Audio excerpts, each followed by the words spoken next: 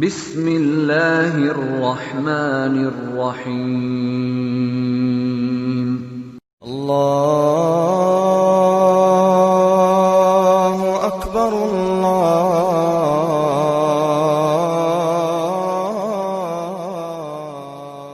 اکبر۔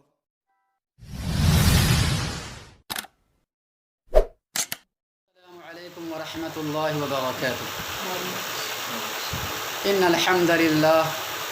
نحمده ونستعینه ونستغفره ونؤمن به ونتوکل علیہ ونعوذ باللہ من شرور انفسنا ومن سیئات اعمالنا من يهده الله فلا مضل له ومن يضلل فلا هادي له واشهد ان لا اله الا الله وحده لا شريك له واشهد ان محمدا عبده ورسوله اما بعد فإن خير الحديث كتاب الله وخير الهدي هدي محمد صلى الله عليه وسلم وشر الأمور محدثاتها وكل محدثة بدعة وكل بدعة ضلالة وكل ضلالة في النار۔ اللهم صل على محمد وعلى آل محمد كما صليت على إبراهيم وعلى آل إبراهيم إنك حميد مجيد۔ اللهم بارك على محمد وعلى آل محمد كما باركت على إبراهيم وعلى آل إبراهيم إنك حميد مجيد۔ عن عثمان رضي الله عنه قال قال رسول الله صلى الله عليه وسلم من مات وهو يعلم أنه لا إله إلا الله دخل الجنة۔ رواه مسلم في كتاب الإيمان۔ محترم سامعین کرام، اللہ تبارک و تعالیٰ کا لاکھ لاکھ شکر اور احسان ہے کہ اللہ تعالیٰ نے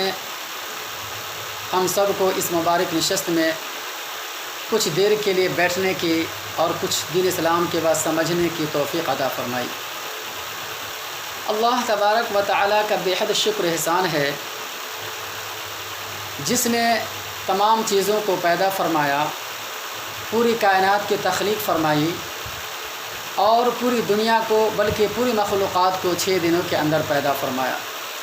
اس کے بعد بے شمار لاتعداد انگنت درود و سلام ہو بالعموم سارے نبیوں پر اور بالخصوص آخری نبی جناب محمد رسول اللہ صلی اللہ علیہ وسلم پر۔ محترم سامعین کرام، عقیدہ توحید ہی ہمیں یہ تصور بھی پیش کرتا ہے کہ ساری مخلوق کا خالق، ساری مخلوق کا رازق، ساری مخلوق کا مدبر، ساری مخلوق کا پیدا کرنے والا صرف اللہ وحدہ لا شریک ہے۔ اسی نے سیدنا آدم علیہ السلام کو مٹی سے پیدا فرمایا اور باقی سارے بنی نوع انسانی کو آدم علیہ السلام کے ذریعے سے دنیا میں وجود بخشا۔ خواہ وہ کسی دنیا کے کسی خطے کا رہنے والا ہو، کسی بھی جگہ کا رہنے والا ہو، خواہ وہ مشرق کا ہو یا مغرب کا ہو یا جنوب کا ہو یا شمال کا ہو یا امریکہ کا ہو یا افریقہ کا ہو یا وہ کالا ہو یا وہ گورا ہو یا وہ عربی ہو یا وہ عجمی ہو یا وہ مرد ہو یا وہ عورت ہو، سب کو اللہ تبارک و تعالیٰ نے آدم علیہ السلام کی ذریعے پیدا فرمایا، اس کے ذریعے سے انسانوں کو وجود بخشا اور یہ تمام کے تمام بنی نوع انسانی یہ آدم علیہ السلام کی اولاد میں داخل ہیں۔ لہذا اس اعتبار سے جب ساری انسانیات آدم علیہ السلام کی اولاد میں ہیں اور اولاد آدم میں داخل ہے اور آدم علیہ السلام یہ اللہ کے بندے اور سب سے پہلے پیغمبر ہیں، تو اس اعتبار سے تمام انسانوں کو چاہیے کہ صرف اللہ وحدہ لا شریک کی عبادت کرے اور اس کی عبادت میں کسی کو شریک نہ کرے۔ یہی اس کا تقاضا ہے، اور اللہ تبارک و تعالیٰ کی بندگی کا، اور اللہ تبارک و تعالیٰ کی توحید کا، اور اللہ تبارک و تعالیٰ کی عبادت کا تقاضا یہی ہے کہ تمام انسان صرف ایک اللہ کی عبادت کرے، ایک اللہ کے پرستار بن جائے، ایک اللہ کو معبود برحق مان لیا جائے، ایک اللہ ہی کو سچا اور حقیقی معبود بنا لیا جائے۔ یہی جو ہے اسلام کا بھی تقاضا ہے، یہی انسانیت کا بھی تقاضا ہے، اور یہی اللہ تبارک و تعالیٰ کا بھی حکم ہے۔ اللہ تبارک و تعالیٰ نے انسان کو پیدا فرما کر کے اس کی ہدایت و رہنمائی کے لیے اللہ تعالیٰ نے ہر زمانے میں، ہر دور میں نبیوں کو، رسولوں کو بھیجتا رہا، اور یہی نہیں بلکہ نبی رسولوں کے ساتھ ساتھ خاص کتابیں بھی نازل فرماتے رہا۔ یہ اللہ تبارک و تعالیٰ کا خاص کرم ہے، ورنہ اگر ہدایت کی کتابیں اللہ نازل نہ فرماتا، اگر ہدایت کے لیے اور انسانیت کے نجات کے ذریعہ بتانے کے لیے، اور انسانیت کو سدھارنے کے لیے، اور انسانیت کو صحیح راستہ بتانے کے لیے اگر اللہ تبارک و تعالیٰ پیغمبروں کا سلسلہ جاری نہ فرماتا، کتابوں کو نازل نہ فرماتا، تو انسان کو ہدایت کہاں ملتی، اور وہ کیسے ہدایت حاصل کرتا؟ اور آپ کو معلوم ہونا چاہیے کہ اسلام کی اساس، اسلام کی جڑ، اسلام کی بنیاد اسی کلمہ توحید پر ٹکا ہوا ہے، جسے ہم اور آپ اور دنیا کے سارے مسلمان کہتے ہیں لا الہ الا اللہ۔ یہی وہ کلمہ ہے جس کے ذریعے اللہ تعالی رسولوں کو مبعوث کیا،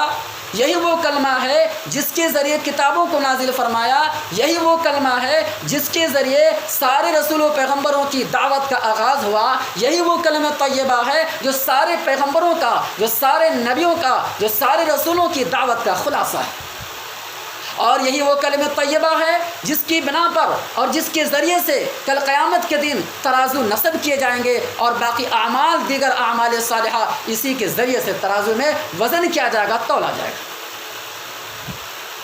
یہی وہ کلمہ طیبہ ہے جس کو اللہ تبارک و تعالیٰ نے عروۃ الوثقی کہا، مضبوط کڑا ہے۔ یہی وہ کلمہ ہے جسے اللہ تبارک و تعالیٰ نے کلمۃ التقویٰ کہا۔ یہی وہ کلمہ ہے جس کے ذریعے پوری کائنات کو اللہ تعالیٰ چلا رہا ہے۔ یہی وہ کلمہ ہے جس کے ذریعے دنیا کی بقا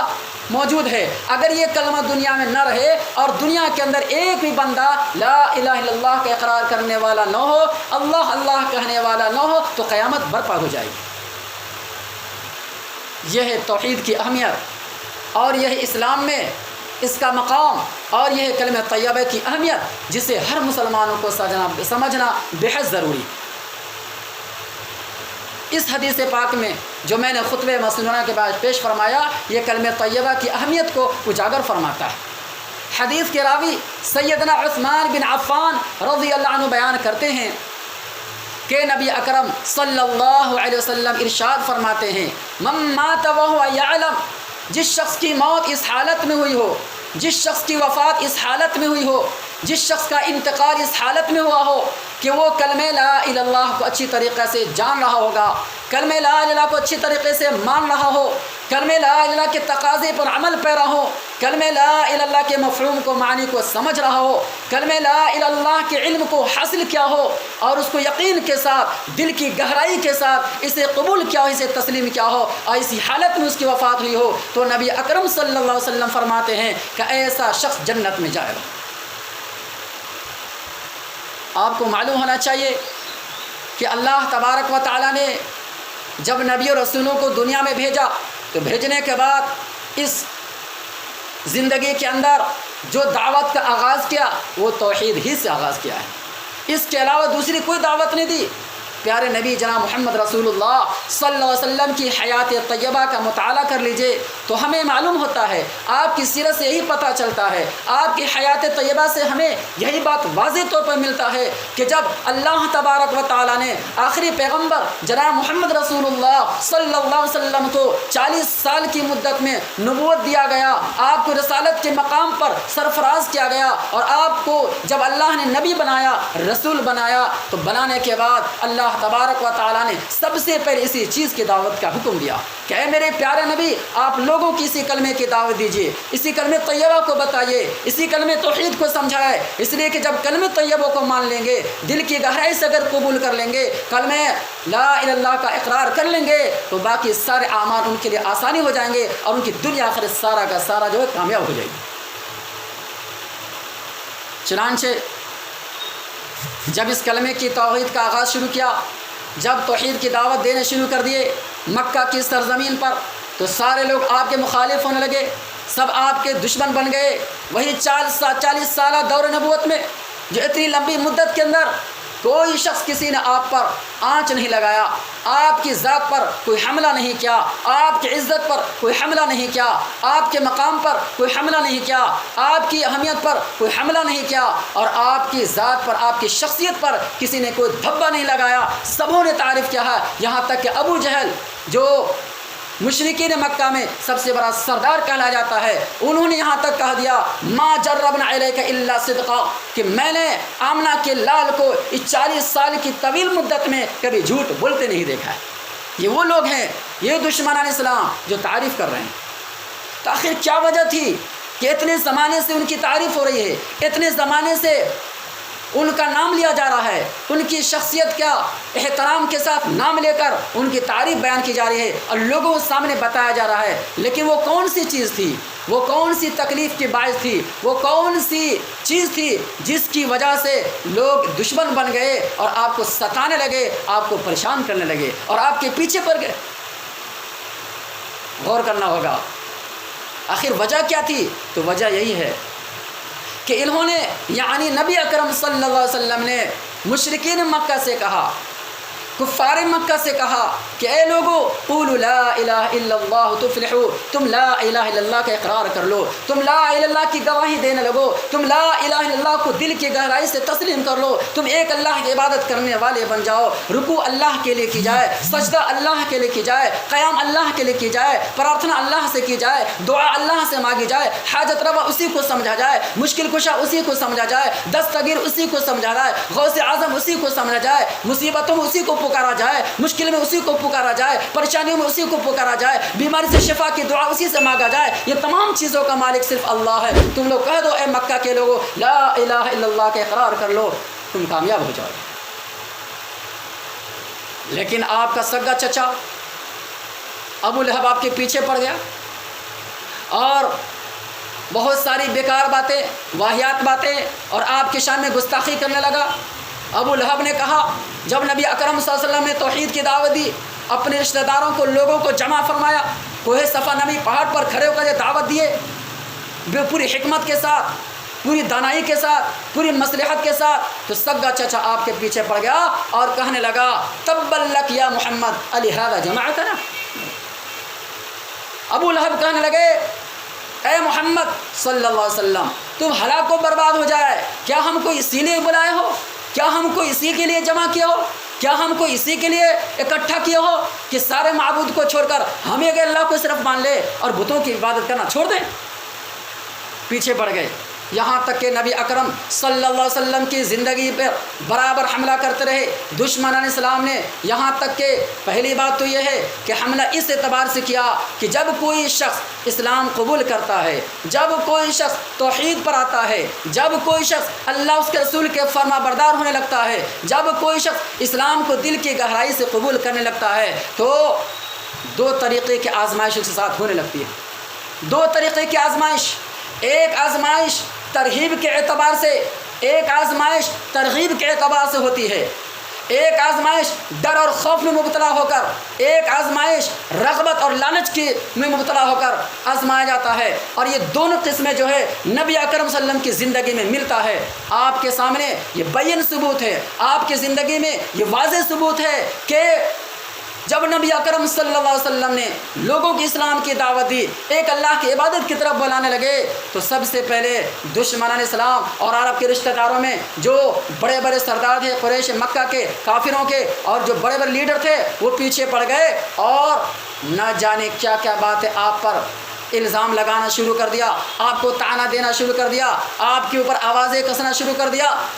کسی نے کہا یہ ساحر ہو گیا ہے، کسی نے کہا یہ مجنون ہے، کسی نے کہا یہ پاگل ہے، کسی نے کہا یہ دیوانہ ہے، کوئی کہتا ہے یہ شاعر ہے، کوئی کہتا ہے یہ اپنے سے بنا کر کے پیش کر رہا ہے، اپنے سے گھڑ کر پیش کر رہا ہے، نعوذ باللہ۔ اس طریقے سے الزام لگانا شروع کر دیا اور بہت سارے طعنہ دینا شروع کر دیے یہ مشرکین مکہ نے۔ لیکن نبی اکرم صلی اللہ علیہ وسلم نے بڑی حکمت سے، بڑی دانائی کے ساتھ جو مشن اور جس کام کے لیے اللہ نے آپ کو سپرد کیا ہے اس کو بخوبی، بحسن خوبی انجام دیتے رہے اور کبھی اس بارے میں پیچھے نہیں ہٹے۔ یہاں تک کہ ایک دفعہ آپ کی سیرت کے مطالعے سے بھی پتہ چلتا ہے، آپ کے حیات طیبہ کا مطالعہ کرنے سے یہ بھی معلوم ہوتا ہے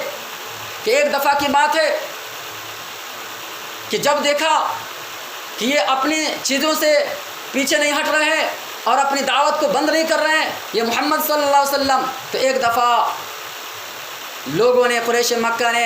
نبی کے چچا ابو طالب کے پاس آیا اور آ کر کہنے لگے اے ابو طالب تم اپنے بھتیجے کو سمجھا لو، تو اپنے بھتیجے کو کہہ دو یہ ہمارے معبود کو برا بھلا کہتا ہے، یہ تمہارا بھتیجا ایسا ہے جو میاں بیوی میں تفریق پیدا کر دیا، یہ تمہارا بھتیجا ایسا ہے جو ماں باپ کے درمیان تفریق پیدا کر دیا، یہ تمہارا بھتیجا ایسے ہے جو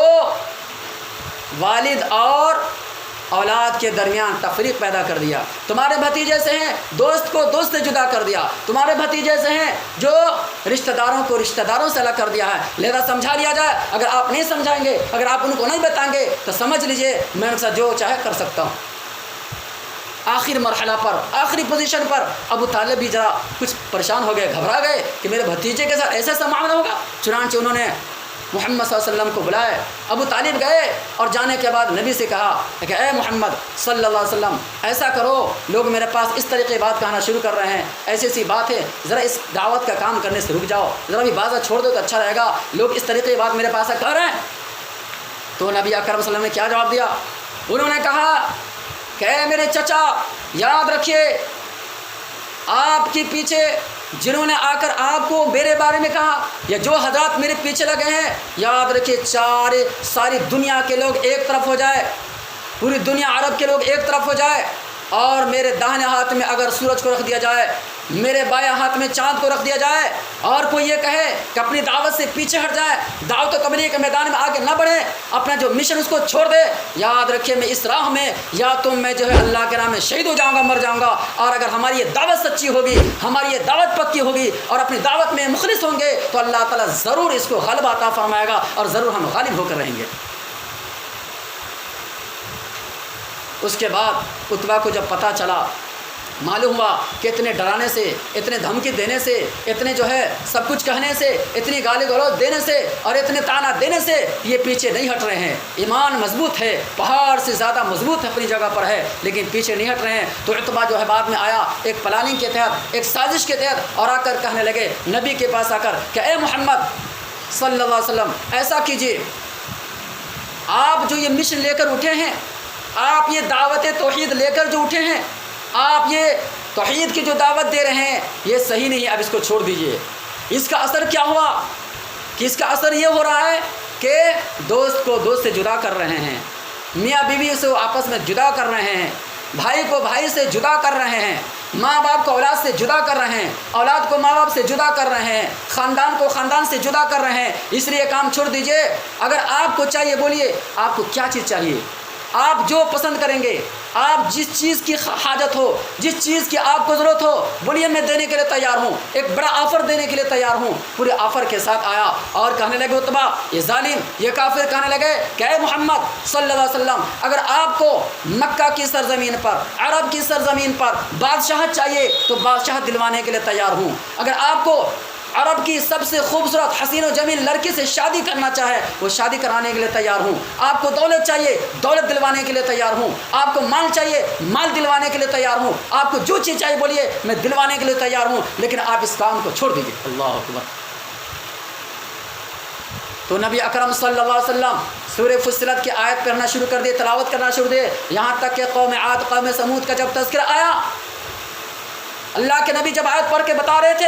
اللہ کا جب حکم آیا فَقُلْ أَنذَرْتُكُمْ اے میرے پیارے نبی آپ کہہ دیجئے ایسے لوگوں سے یاد رکھو تم لوگ جو نبی کے پیچھے پڑے ہو، تم لوگ اسلام کے پیچھے پڑے ہو، نبی کو ستا رہے ہو، اسلام کی توہین کرو، یاد رکھو کیا گزشتہ قوموں کے حالات تم نہیں پڑھے؟ کیا گزشتہ قوموں کے حالات تجھے معلوم نہیں؟ قوم عاد کے ساتھ، قوم سمود کے ساتھ اللہ تبارک و تعالیٰ نے کتنی بڑی تباہی مچا کر رکھ دیا، اللہ تبارک و تعالیٰ نے ان کو ہلاک و برباد کر کے رکھ دیا اسی حرکت کی بنا پر اور اسی رویے کی بنا پر جنہوں نے اپنے پیغمبر کے ساتھ بدسلوکی کیا، جنہوں نے اپنے پیغمبروں کو ستایا، جنہوں نے اپنے پیغمبروں کو پریشان کیا، جنہوں نے راہ حق میں رکاوٹ ڈالنی شروع کر دی، جنہوں نے اللہ کے راہ میں جو ہے رکاوٹ پیدا کرنا شروع کر دیا، اللہ نے ایسے لوگوں کو تباہ و برباد کر دیا ہے۔ جب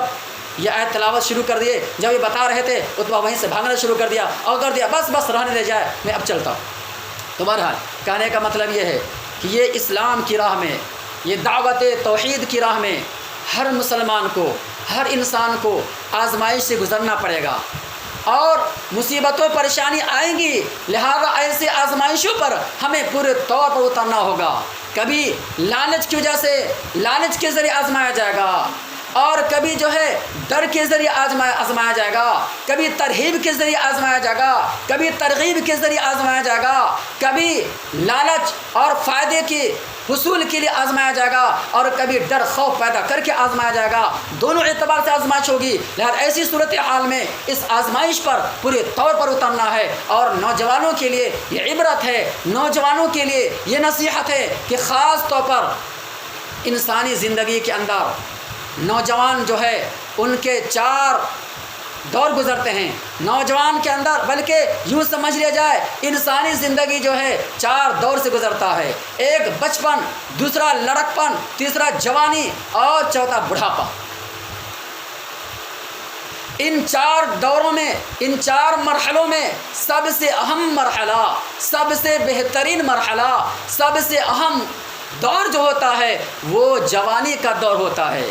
لہذا ہمیں نوجوان کی قدر کرتے ہوئے، نوجوانی کی زندگی کا لحاظ رکھتے ہوئے اور جوانی کی عمر کا ہمیں قدر کرتے ہوئے اللہ تبارک و تعالیٰ کی دعوت دیں، اللہ تبارک و تعالیٰ کی طرف لوگوں کو بلائیں، یہ ہمارا فرض بنتا ہے۔ اور تاریخ اسلام کا مطالعہ کرنے سے ہمیں یہ پتہ چلتا ہے کہ اللہ تبارک و تعالیٰ نے اور نبی اکرم صلی اللہ علیہ وسلم نے نوجوانوں کی عبادت کا کافی لحاظ رکھا ہے۔ اللہ کے اس کی بڑی قدر ہے، اللہ تعالیٰ کی اس کی بڑی اہمیت نوجوانوں کا۔ آپ کو وہ حدیث معلوم ہوگی، صحیح بخاری شریف کی روایت ہے اور دیگر حدیث کی بھی کتابوں میں ہے۔ سیدنا ابو ہریرہ رضی اللہ عنہ حدیث کے راوی کہتے ہیں کہ نبی اکرم صلی اللہ علیہ وسلم ارشاد فرماتے ہیں سبعۃ لا یظلهم اللہ یوم ظل الا ظلہ، کہ 7 قسم کے لوگ ایسے ہیں، 7 افراد ایسے ہیں کہ جن کو اللہ تبارک و تعالیٰ کا خاص جو ہے فضل ہوگا، اللہ تعالیٰ کے عرش کے سایہ تلے ان کو جگہ ملے گی جہاں نفسی کا عالم ہوگا، جہاں پریشانی کا عالم ہوگا، جہاں گرمی بڑی شدید ہوگی اور گرمی بڑی سخت ہوگی۔ اور یہاں تک کہ بتایا گیا صحیح مسلم کی روایت کے حوالے سے نبی اکرم صلی اللہ علیہ وسلم بیان فرماتے ہیں کہ یہ سورج جو آج دنیا میں ہم دیکھ رہے ہیں جو کروڑوں لاکھوں میل دوری پر ہے، کل قیامت کے دن جو ہے 1 میل یا 1.25 میل کے فاصلے پر ہوگا اور ہر انسان نفسی کے عالم میں مبتلا ہوگا، سارے پریشان حال ہوں گے اور ہر انسان اپنے اپنے عمل کے مطابق پسینے میں ڈوبا ہوا ہوگا۔ ایسی حالت میں انسان کو 2 چیز کی ضرورت پڑتی ہے، ایک ٹھنڈا سے ٹھنڈے پانی کی ضرورت پڑتی ہے اور ایک سایہ کی ضرورت پڑتی ہے تاکہ گرمی سے بچ کر سایہ حاصل کیا جائے۔ جب سایہ میں آئیں گے، دھوپ سے بچاؤ کا راستہ سایہ ہے، سایہ میں آئے گا تو اس کو آرام ملے گا، اسے سکون ملے گا، اسے راحت ملے گی، اسے چین ملے گا۔ تو نبی اکرم صلی اللہ علیہ وسلم بیان فرماتے ہیں کہ 7 قسم کے لوگ جن کو اللہ تعالیٰ خصوصی عنایت فرمائے گا اور اپنی رحمت کے سائے میں جگہ دے گا، ان 7 قسم کے لوگوں میں سے ایک سب سے بڑا وہ ہوگا شاب نشأ فی عبادت اللہ۔ نبی اکرم صلی اللہ علیہ وسلم بیان فرماتے ہیں وہ نوجوان ہوگا جنہوں نے اپنی جوانی کو اللہ کی عبادت میں گزارا۔ اس آیت کریمہ کے اس حدیث پاک کے ٹکڑے غور کرے، نبی یہ نہیں فرمایا، رسول اللہ صلی اللہ علیہ وسلم نے یہ نہیں فرمایا کہ جنہوں نے نماز کو جوانی کی حالت میں پڑھا ہو، بلکہ یہ کہا گیا شاب نشأ فی عبادت اللہ، جنہوں نے اپنی جوانی کی نشو نما، جنہوں نے اپنی جوانی کی پروان، جنہوں نے اپنی جوانی کی عمر کو اللہ کی عبادت میں گزارا ہو، اور اللہ کی عبادت میں نماز بھی داخل ہے، اللہ کی عبادت میں روزے بھی داخل ہے، اللہ کی عبادت میں حج بھی داخل ہے، اللہ کی عبادت میں طواف عمرہ بھی داخل ہے، اللہ کی عبادت میں صدقہ خیرات بھی داخل۔ الغرض عبادت کی جتنی قسمیں ہیں، چاہے وہ عبادت قولی ہو، چاہے وہ عبادت مالی ہو، چاہے وہ عبادت بدنی ہو، چاہے عبادت قلبی ہو، الغرض جتنی بھی عبادت کی شکلیں ہیں، جتنی بھی عبادت کی قسمیں ہیں، جتنی بھی عبادت کے حصے ہیں، وہ تمام کے تمام عبادت کی اقسام اور ان تمام قسموں کو نوجوانی کی حالت میں، جوانی کی عمر میں اللہ کی راہ میں گزار دیا ہو تو ایسے خوش نصیب بندے کو اللہ تبارک و تعالیٰ اپنے عرش کے سایہ تلے جگہ نصیب فرمائے۔ یہ ہے نوجوانی کی عبادت کی قدر اللہ کے یہاں۔ اور آپ کو واقعہ بھی معلوم ہوگا، سورہ کہف کی آیت میں بھی ہے، وہ چند نوجوان جو ایمان کے خاطر، اسلام کے خاطر قربانیاں دیتے ہوئے ایک غار کے پناہ لیا اور غار میں جا کر چھپ گئے۔ وہ چند نوجوان انہم فتیۃ آمنوا بربہم زدناہم ہدی، اللہ تبارک و تعالیٰ بیان فرماتا ہے کہ وہ چند نوجوان جو ظالم بادشاہ تھا بنی اسرائیل، اس سے پہلے کا واقعہ، جو ظالم بادشاہ جس کا نام بتایا جاتا ہے تفسیر کے حوالے سے دقیانوس، کہ اس دقیانوس ظالم بادشاہ جو کافر بادشاہ تھا، اس زمانے میں ان کو جب پتہ چلا، ان کی رعایا کو جب معلوم ہوا کہ کچھ نوجوان ہیں جو اللہ پر ایمان لا چکے ہیں، جو ایک اللہ کی عبادت کر رہے ہیں، جو اللہ کی توحید پر قائم ہو چکے ہیں، جو ایک اللہ کی عبادت کی طرف دعوت دے رہا ہے، جو ایک اللہ کو ماننے والے ہیں، وہ اللہ پر ایمان لا چکے ہیں، بت پرستی کا انکار کر رہے ہیں، شرک سے دور ہو گئے ہیں، غیر اللہ سے اپنے جو ہے آستانے ہٹا کر، غیر اللہ سے توکل ہٹا کر صرف ایک اللہ پر توکل بھروسہ کر چکے ہیں۔ یہ چند نوجوانوں کے بارے میں جب ان کو علم ہوتا ہے تو حکم دیا جاتا ہے کہ جاؤ پکڑ کے لایا جائے، جاؤ دیکھا جائے کہاں ہے۔ جب یہ نوجوانوں کو معلوم ہوا کہ اب ہم پکڑے جائیں گے اور ہم کو جو ہے عدالت میں لایا جائے گا، ہم کو جو ہے ظالم بادشاہ کے سامنے کھڑا کیا جائے گا، ان کو جب جان جانے کا خطرہ ہوا اور ان کو جب جو ہے دنیا سے زندگی سے ہاتھ دھونے کا خطرہ ہوا تو انہوں نے کیا سوچا، یہ نوجوان آپس میں کہ چلو ایمان بچانے کے لیے، توحید کو بچانے کے لیے، اللہ کی عبادت پر جمے رہنے کے لیے ہم یہ غار کا پناہ لیتے ہیں۔ چنانچہ غار کا پناہ لے چلے گئے اور قرآن کی آیت پوری تفصیل کے ساتھ یہ واقعہ بیان کیا جاتا ہے۔ اس سورہ کا نام ہی سورہ کہف۔ وہ کون تھے؟ وہ نوجوان ہی تو تھے جو کئی سو سال تک سوتے رہ گئے، قرآن نے کہا 309 سال تک سوتے رہ گئے، اللہ نے اس طریقے سے ان کی حفاظت فرمائی، یہ نوجوان ہے۔ اسی طریقے سے بہت سارے واقعات موسیٰ علیہ السلام پر جو ایمان لانے والے تھے، فرعونیوں میں سے، ویسے تو فرعون ظالم بادشاہ زندگی بھر متکبر میں ڈوبا رہا، زندگی بھر شرارت بدماشی میں ڈوبا رہا، زندگی بھر کفر کی راہ اختیار کرتا رہا اور موسیٰ علیہ السلام کے سامنے آ کر چیلنج دیتا رہا، موسیٰ علیہ السلام کو نیچا کرنے کی کوشش کرتا رہا، لیکن ان میں سے چند افراد جو ہیں جو ایمان لائے موسیٰ علیہ السلام پر، وہ نوجوان ہی تھا۔ تو بھائیو اور دوستو، ہمیں غور کرنا چاہیے کہ نوجوانوں کی عبادت کی قدر اللہ کے یہاں بہت زیادہ ہے۔ اللہ تبارک و تعالیٰ اس کو بڑی قدر کی نگاہ سے دیکھتا ہے، بڑی عزت کی نگاہ سے دیکھتا ہے۔ اور کیوں نہ ہو، اس لیے کہ جوانی کی جو عمر ہوتی ہے یا تو گرنے کی ہوتی ہے یا اوپر اٹھنے کی ہوتی ہے، یہ جوانی کی جو عمر ہوتی ہے یا تو سنبھلنے کی ہوتی ہے یا بگڑنے کی ہوتی ہے۔ جوانی کی جو عمر ہوتی ہے یا تو اس کے اندر اللہ نے اتنی صلاحیت دیتا ہے، جوانی کی عمر میں اتنی صلاحیت دیتا ہے کہ بڑا سے بڑا کام انجام دے سکتا ہے جوانی کی عمر میں، جو ایک بوڑھا شخص نہیں دے سکتا۔ اللہ تبارک و تعالیٰ نے جوانی کی عبادت کو قبول فرمایا ہے اور اللہ تعالیٰ جوانی کی عبادت کی بڑی قدر کیا۔ اسی طریقے سے کل قیامت کے دن جو آخرت کے 5 سوال ہوں گے، جس کے بارے میں جامع ترمذی کی روایت ہے، نبی اکرم صلی اللہ علیہ وسلم ارشاد فرماتے ہیں کہ ابن آدم کے پیر اپنی جگہ سے ذرہ برابر بھی ٹس مس نہیں ہو سکتے، ابن آدم کے قدم اپنی جگہ سے ذرہ برابر بھی الگ نہیں ہو سکتے جب تک یہ 5 سوالوں کا جواب نہ دے دے۔ لا تزول قدم ابن آدم حتی یسأل عن 5، جب تک یہ 5 سوال کا جواب نہ دے دے۔ اور یہ سوال کون کرے گا؟ سیدھا اللہ رب العالمین کرے گا۔ ایسا نہیں کہ بندہ بندے سے سوال کرے، کوئی انسان سے سوال کرے، یا نبی پیغمبر انسان امت سے سوال کرے، یہ سیدھا اللہ تبارک و تعالیٰ اور بندے کا معاملہ ہوگا۔ اللہ سیدھا بندے سے کل قیامت کے دن سوال کرے گا، اور یہ 5 سوال کا جواب اگر صحیح نہیں ملا تو اللہ کے عذاب کے گرفتار ہو جائے گا، اللہ تبارک و تعالیٰ کے عذاب کے دائرے میں آئے گا۔ وہ 5 سوالوں میں سے ایک سوال یہ بھی بیان کیا گیا وعن شبابہ فیما ابلا، کہ ان جوانی کے بارے میں پوچھا جائے گا کہ وہ جوانی کو کہاں گوایا، وہ جوانی کی قدر کیا نہیں کی، جوانی کی عمر کو کہاں گزارا، آیا کھیل کود میں گزارا، کرکٹ کے میدان میں گزارا، فٹ بال کے میدان میں گزارا، یا واٹس ایپ چلانے میں گزارا، یا فیس بک دیکھنے میں گزارا، یا موبائل کو چلانے میں گزارا، یا گانا سننے میں گزارا، یا رات کی تنہائی میں موبائل کو دیکھنے میں، سنیما دیکھنے میں، اور نہ جانے کیا کیا بے حیائی فحش گوئی چیز کو دیکھنے میں انہوں نے گزارا۔ آخر کہاں جوانی کو گزارا ہے؟ جوانی کی عمر کی قدر کیوں نہ کیے ہو؟ جوانی کی عمر کہاں گیا، کدھر گیا، کون سے کھیل کود میں؟ آج نوجوان زیادہ تر دیکھا جائے تو نوجوانوں کی اکثریت غلط راہوں پر جا رہی ہے، غلط رویے پر ہے، غلط راستے پر ہے، گناہوں کے راستے پر ہے، نافرمانی کے راستے پر ہے، برائی کے راستے پر ہے، اور کوئی شرک کے راستے پر ہے، کوئی بدعت و خرافات کے راستے پر ہے، تو کوئی شراب نوشی کے راستے پر ہے، تو کوئی عیاشی کے راستے پر ہے، تو کوئی بے حیائی کے راستے پر ہے، تو کوئی زناکاری کے راستے پر ہے، کوئی بدگوئی کے راستے پر ہے، اور کوئی جو ہے بدکاری کے راستے پر ہے۔ اس طریقے سے آج نوجوانوں کی زندگی گزر رہی ہے۔ ہمیں جوانی کی قدر کرنا ہوگا، اور اس جوانی کی عمر میں جتنا زیادہ سے زیادہ ہو سکے اللہ کی عبادت کرنا اور اللہ کے دین کی دعوت و تبلیغ بھی کرنا ہے۔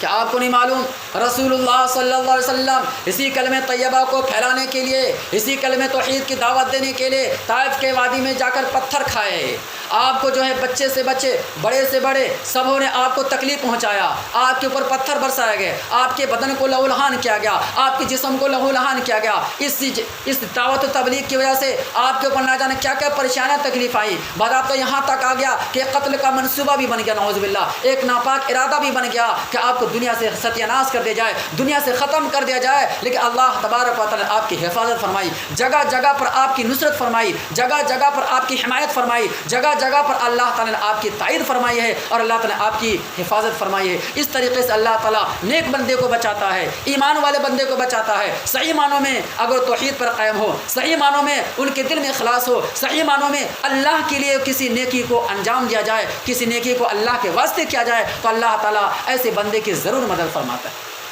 لیکن آزمائش سے گزرنا پڑے گا، تکلیفوں اور مصیبتوں سے گزرنا پڑے گا۔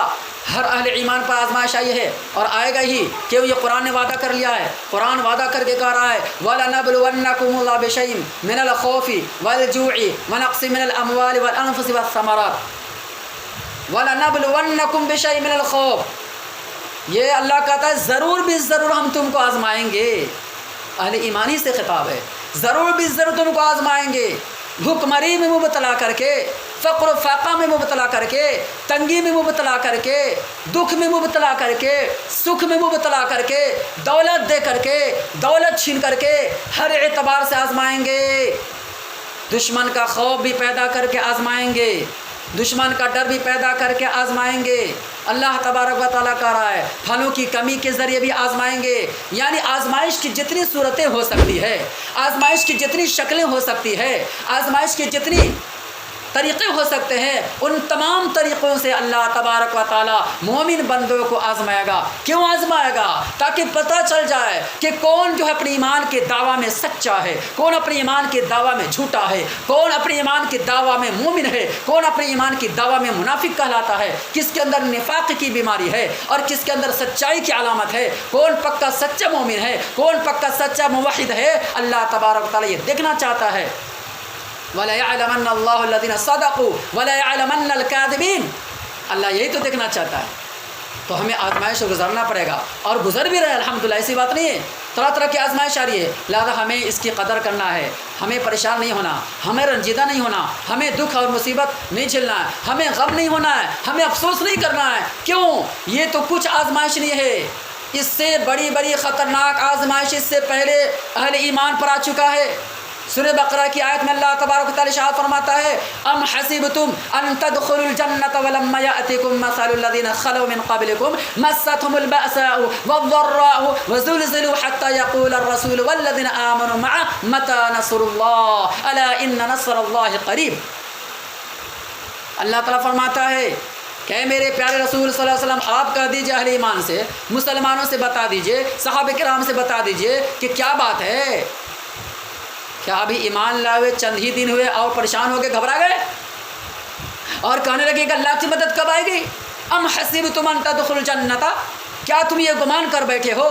کیا تم یہ خیال کر بیٹھے ہو، کیا تم یہ ارادہ کر چکے ہو، کیا تمہارا نیت ذہن میں یہ نیت آ چکی ہے کہ ہم ایسے ہی جنت میں چلے جائیں گے، ایسی فری جنت میں پہنچ جائیں گے، ہم جو چاہ کر لیں؟ ایسی بات نہیں ہے۔ اللہ کہتا ہے کہ اے ایمان والو، اے اللہ کے نیک بندے سنو، اللہ تبارک و تعالیٰ ایسی جنت میں داخل نہیں فرمائے گا۔ اللہ تعالیٰ کہتا ہے کہ ابھی تمہارے اوپر وہ حالات نہیں آئے، ابھی تمہارے اوپر وہ طریقہ نہیں آیا، ابھی تمہارے اوپر اللہ تعالیٰ نے وہ حالات پیدا نہیں فرمائے جو حالات اس سے پہلے لوگوں پر آیا تھا، کہ ان کو ایمان کے خاطر، ان کو توحید کے خاطر، ان کو اسلام کے خاطر، ان کو دین ایمان کے خاطر، ان کو اللہ اس کے رسول کے رضا کے خاطر آرے سے ان کے جسموں کو 2 ٹکڑے کر دیا جاتا تھا، اور لوہے کی کنگھی سے ان کے جسموں کے گوشت کو نوچا جاتا تھا، اور اسی طریقے سے گڈھا کھود کر کے اس کے اندر ڈال دیا جاتا تھا، اور یہی نہیں بلکہ تپتی ہوئی آگ کے اندر اور ابھرتی ہوئی آگ کے اندر، بھڑکتی ہوئی آگ کے اندر، سلگتی ہوئی آگ کے اندر ان کو جلا دیا جاتا تھا، زندہ جلا دیا جاتا تھا، پھر بھی وہ اپنے ایمان سے، اپنی توحید سے، اپنے ایمان سے اور اللہ کے دین سے ذرہ برابر بھی پیچھے نہیں ہٹتے تھے، ان کے پیر، ان کے قدم ذرہ برابر بھی نہیں پھسلتے تھے، اور تم اتنا جلد گھبرائے گئے ہو، پریشان ہو گئے، اور کہنے لگے نبی سے، رسول سے کہنے لگے متی نصر اللہ، کہ اللہ کی مدد کب آئے گی؟ اے میرے پیارے حبیب صلی اللہ علیہ وسلم آپ کہہ دیجئے الا ان نصر اللہ قریب، اللہ کی مدد بہت جلد آئے گی انشاءاللہ۔ تو نوجوانوں کو گھبرانے کی ضرورت نہیں، اور کسی مسلمانوں کو پریشان ہونے کی ضرورت نہیں، یہ تکلیف آزمائش آتی رہیں گی۔ ہمارا سب سے پہلا مشن، ہمارا سب سے پہلا طریقہ، ہمارا سب سے پہلا رویہ، اور ہماری سب سے پہلی تحریک، اور ہماری سب سے پہلی دعوت، اور ہمارا سب سے پہلا عقیدہ توحید ہونا چاہیے۔ سب سے پہلا توحید کے بعد ہی ساری چیز آئیں گی، توحید کے بعد، توحید کے اوپر کچھ نہیں ہوگا۔ یہ اسلام کی جڑ ہے، یہ اسلام کی اساس ہے، یہ اسلام کی بنیاد ہے، یہ ایمان کی جڑ ہے، یہ ایمان کی اساس ہے، یہ ایمان کی بنیاد ہے۔ عقیدہ توحید، اس کے بغیر ساری نیکی برباد ہے۔ لہذا ہمیں اس کو سمجھنا ہوگا کہ توحید ہے کیا، توحید کسے کہتے ہیں، اور توحید کی کتنی قسمیں ہیں، ان تمام چیزوں کو جاننا ضروری ہوگا۔ آپ کو معلوم ہوگا تاریخ کی کتابوں میں یہ بھی لکھا ہوا ہے کہ ابو جہل اتنا بڑا دشمن، انہوں نے بھی دنیا میں نیکی کیا تھا، انہوں نے بھی دنیا میں نیک کام کیا تھا، کار خیر میں بڑھ چڑھ کا حصہ لیا تھا۔ ابو جہل کے بارے میں آتا ہے کہ انہوں نے زندگی میں 55 حج کیا تھا۔ مکہ کا رہنے والا، مکہ کا رئیس، مشرکین کافرین کا لیڈر، 55 حج کیا ہوا ہے، اور حج ہی نہیں بلکہ حاجیوں کو پانی بھی پلایا کرتا تھا، دور دراز سے آنے والے مہمانوں کی خدمت بھی کیا کرتا تھا، اور ستو گھول گھول کر پلایا کرتا تھا، اور خانہ کعبہ کا طواف کیا کرتا تھا، نیکی صلہ رحمی بھی کیا کرتا تھا، سب کچھ کیا کرتا تھا۔ لیکن اللہ تبارک و تعالی ایسے لوگوں کے بارے میں سورہ توبہ کی آیت میں واضح طور پر بیان فرما دیا، اجعلتم سقایۃ الحاج وعمارۃ المسجد الحرام کمن آمن باللہ والیوم الآخر، کیا حاجیوں کو پانی پلانے والا اور طواف عمرہ کرنے والا اور صلہ رحمی کرنے والا، کیا یہ برابر ہو سکتا ہے ان کے جو اللہ پر ایمان لایا ہو، جو آخرت کے دن پر ایمان لایا ہو، جو قیامت کے دن پر ایمان لایا ہو، جو رسول کے طریقے پر چلنے والا ہو، جو اللہ اس کے رسول کا کلمہ پڑھنے والا ہو، جو اسلام کو دل کی گہرائی سے قبول کرنے والا ہو، جو شریعت محمدی کو دنیا میں نافذ کرنے والا ہو، کیا اس کے برابر ہو سکتا ہے؟ کبھی نہیں ہوگا۔ لا یستوون عند اللہ، اللہ نے کہا اللہ کے نزدیک یہ برابر ہو نہیں سکتا ہے۔ کیسے برابر ہو سکتا ہے؟ دن اور رات دونوں ایک ہو سکتا ہے، اجالا اور اندھیرا دونوں ایک ہو سکتا ہے، سایہ اور دھوپ دونوں ایک ہو سکتا ہے، ہرگز نہیں ہو سکتا ہے۔ اسی طریقے سے اہل ایمان اور اہل کفر دونوں برابر نہیں ہو سکتے، اہل توحید اہل شرک دونوں برابر نہیں ہو سکتے، اہل سنت اہل بدعت دونوں برابر نہیں ہو سکتے، اہل جنت اہل جہنم دونوں برابر نہیں ہو سکتے، ہدایت اور ضلالت دونوں برابر نہیں ہو سکتا ہے، دونوں میں زمین آسمان کا فرق ہے۔ ہدایت جو ہے وہ توحید کو اپنانے میں ملتا ہے، نجات توحید کو اپنانے میں ملتا ہے، اور اللہ تبارک و تعالیٰ کی مغفرت، اللہ تبارک و تعالیٰ کی رحمت، اللہ تبارک و تعالیٰ کی طرف سے نجات کا ضامن توحید کے اندر رکھ دیا ہے۔ لہذا ہمیں توحید کو اپنانا ہوگا، اس کی اہمیت کو سمجھنا ہوگا، اور مسلمان بھائیوں خاص طور پر نوجوانوں کو یہ سمجھنا ہے کہ اس دین اسلام پر چلنے میں بڑی تکلیف آئیں گی، لہذا اس کو مضبوطی کے ساتھ پکڑ لینا ہے، اس کو تھامے رہنا ہے، اور کبھی اس سے الگ نہیں ہونا ہے، اور جتنی بڑی تکلیف مصیبت آئے سب کو جھیلتے جانا ہے،